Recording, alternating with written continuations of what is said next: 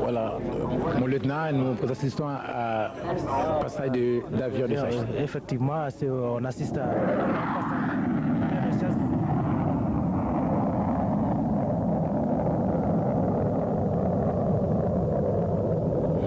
Pourquoi il tourne comme une coquille?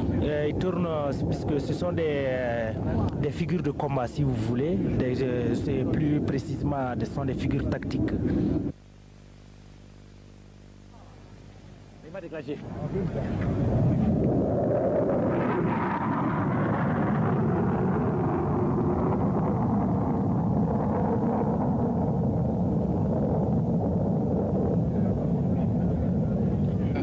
Un parachutiste tiré par un camion. Le para est tiré par un camion.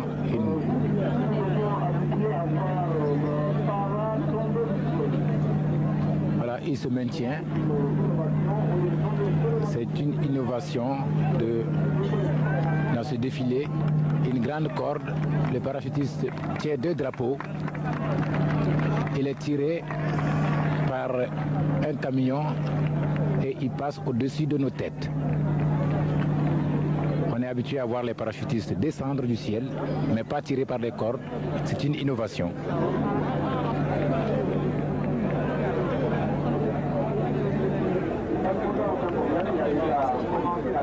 Comme je le disais au départ, le défilé a grandement réussi. Voilà, il regagne la terre. Très bien. Il a atterri et sans tomber, il est fortement applaudi. Un défilé mémorable en ce jour du 20 janvier 1985. Voilà, lieutenant Issa.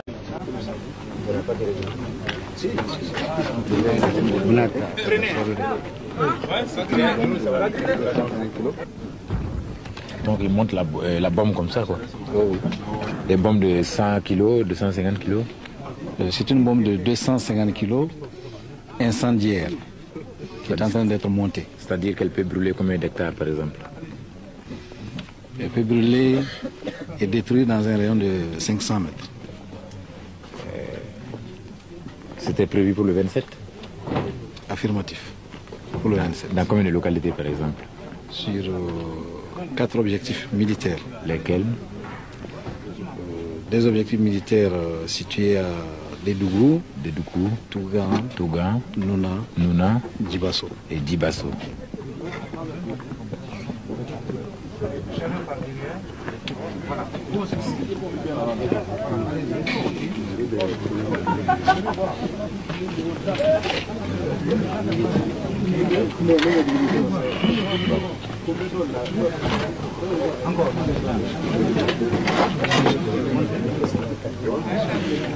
Mais en cas où vous êtes chargé, lourdement chargé d'explosifs comme ça et que vous essuyez des attaques, contre-attaques de l'ennemi, comment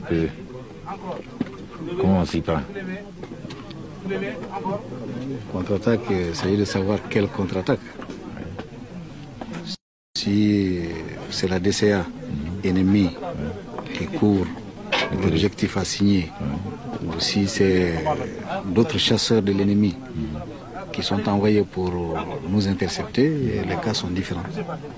Et si c'est la DCA, par exemple, c'est ce qui est plus connu, par exemple, du grand public. Si c'est la DCA, comment on fait? La DCA, nous nous référons généralement aux renseignements.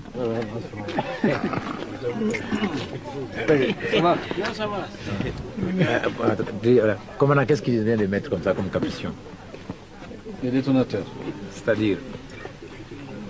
c'est-à-dire l'élément qui permet l'explosion de la bombe au contact du sol ou au contact de l'objectif. Même au sol, la manipulation elle semble dangereuse. Même au sol. Oui, nous prenons les précautions d'usage pour que le personnel soit à l'abri des fautes du personnel. Le pilote vient faire la vérification externe de l'avion. Oui. Et si tout est dans les normes, il signe le carnet et il prend l'avion à son compte. Il devient responsable de sa vie. Il devient responsable de sa vie.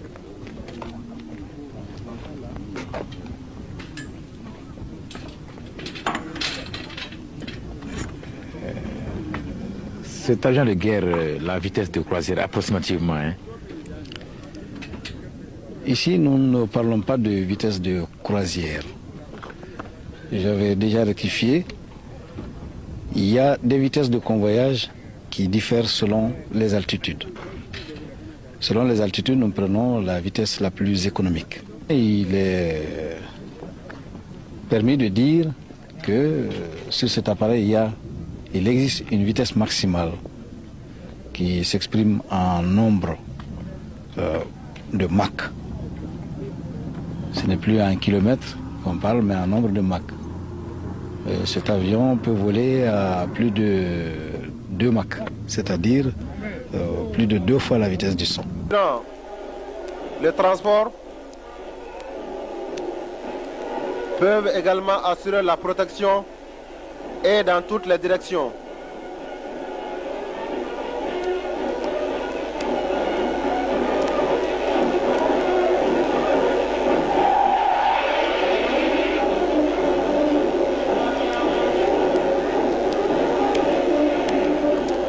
C'est toujours ces engins servant à la fois au transport et au combat qui passent. Il y avait la seconde génération qui a passé et qui est suivie maintenant de la première génération des engins assurant à la fois le transport des troupes, mais également le combat.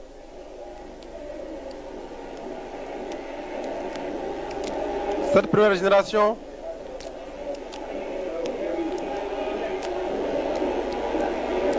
reste efficace, très efficace jusqu'à nos jours.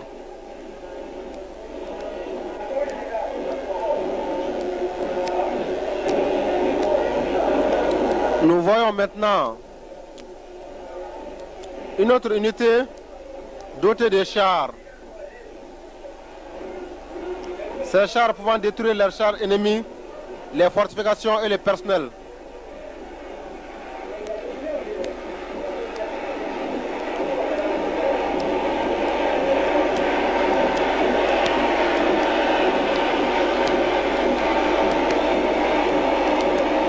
Il est dit qu'au combat, l'ennemi numéro 1 du char reste toujours le char. Les chars suivis d'autres engins assurant la défense anti-aérienne.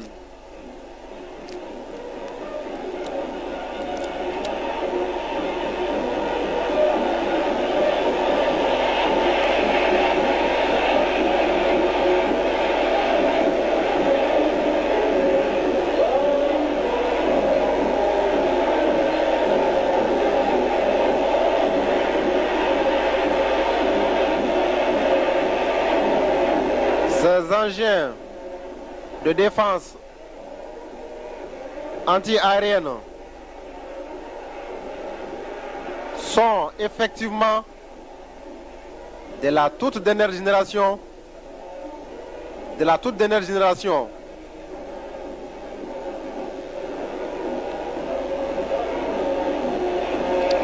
Maintenant, nous assistons au passage de l'artillerie malienne,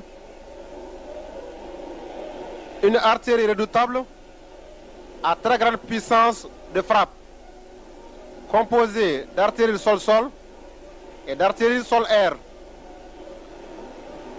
Elle est dotée d'armes classiques de nouveau type et d'armes à réaction très perfectionnées. Grâce à ces armes sol-sol, elle peut frapper l'ennemi au plus loin. Grâce à ces armes sol-air, elle assure la protection de l'espace aérien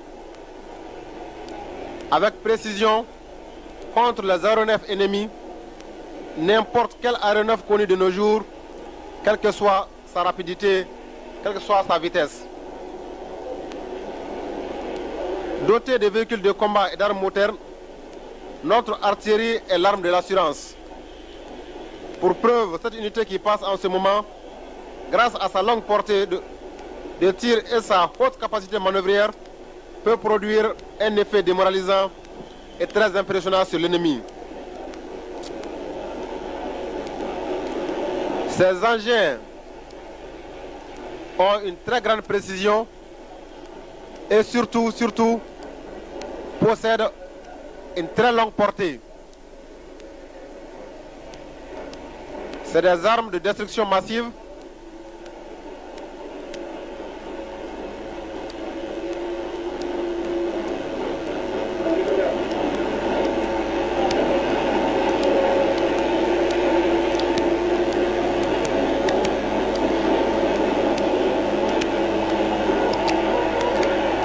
Une autre unité passe maintenant, également utilisée pour la destruction et la neutralisation des forces vives ennemies, des moyens de feu ennemis à découvert, des chars ennemis et autres engins motorisés dans les points de concentration.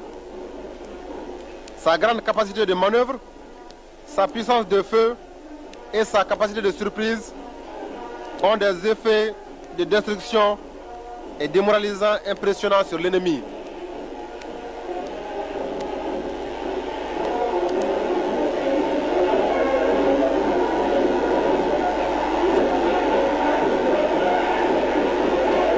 Engins de destruction massive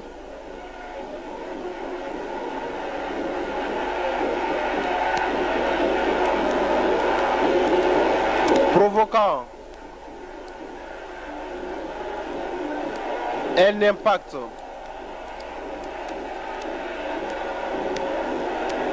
sûrement démoralisant sur l'ennemi.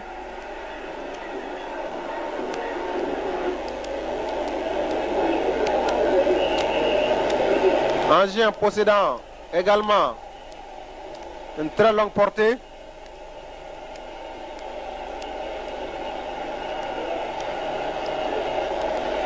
Engin très précis.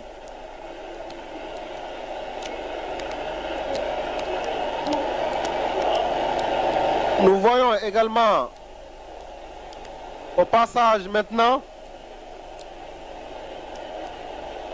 une nouvelle génération d'artillerie de campagne, une arme par excellence effectuant des tirs indirects et directs tous azimuts.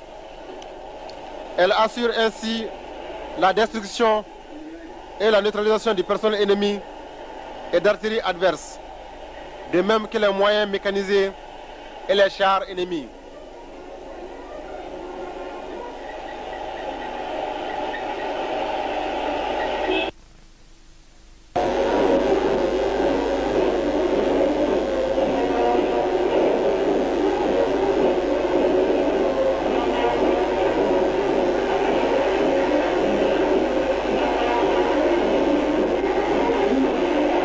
C'est toujours l'artillerie malienne qui fait son passage.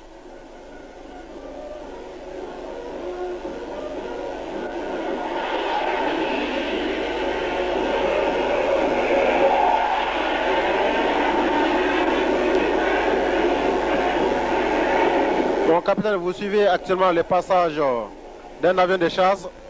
Vous en direz mieux.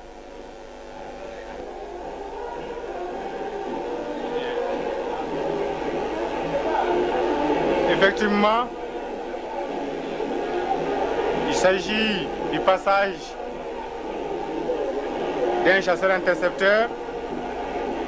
Il peut également être utilisé comme un chasseur-bombardier. Merci mon capitaine.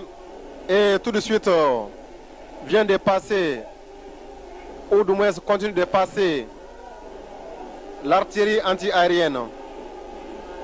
Elle est dotée d'armes qui sont des moyens puissants contre les objectifs aériens rapides volant à une haute altitude. Elle peut intervenir efficacement en tir à terre contre les objectifs terrestres légèrement blindés et navals.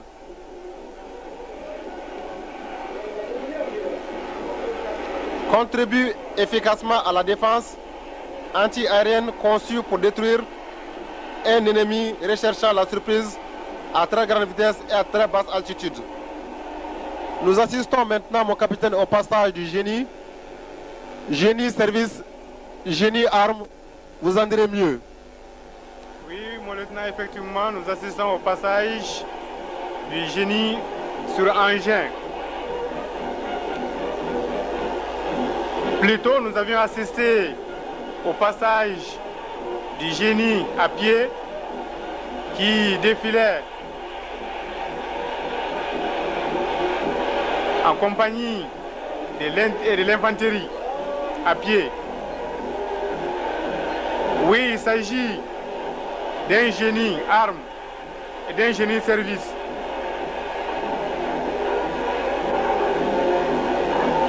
Nous assistons au passage des engins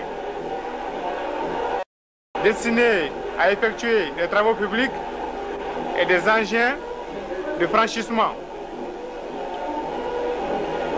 La devise du génie est la suivante: construire, parfois détruire, mais toujours servir.